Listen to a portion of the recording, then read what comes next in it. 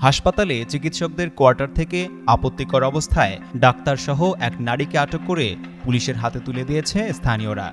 বুধবার সন্ধ্যায় Rangpur medical college হাসপাতালের চিকিৎসক ও ডক্টরস অ্যাসোসিয়েশন অব বাংলাদেশ ড্যাবের রংপুর বিভাগীয় সাংগঠনিক সম্পাদক এবিএম মারুফুল হাসানকে এক নারীর সাথে আপত্তিকর অবস্থায় আটক করা হয়। মারুফুল হাসান ওই হাসপাতালের আইসিইউ ইউনিটের ইনচার্জ। প্রত্যক্ষদর্শীদের বরাত দিয়ে পুলিশ বলছে, হাসপাতাল চত্বরে অবস্থিত চিকিৎসকদের কোয়ার্টারে নারীর সঙ্গে অবস্থান করছিলেন মারুফ। আচরণ সন্দেহজনক মনে হওয়ায় স্থানীয় কয়েকজন কোয়ার্টারে গিয়ে তাদের হাতে নাতে আটক করে। পরে তারা তাৎক্ষণিকভাবে পুলিশকে খবর দেন। খবর পেয়ে ঘটনাস্থলে আসেন রমেকের পরিচালক। এরপর দুজনকে পুলিশের কাছে সোপর্দ করা হয়।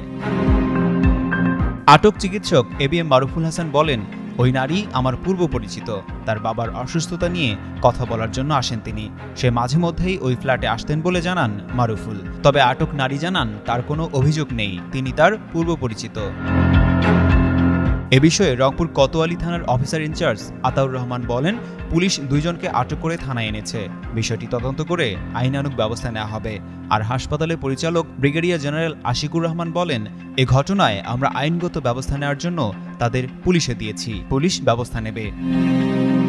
আশিকুর রহমান, যুগান্তর নিউজ।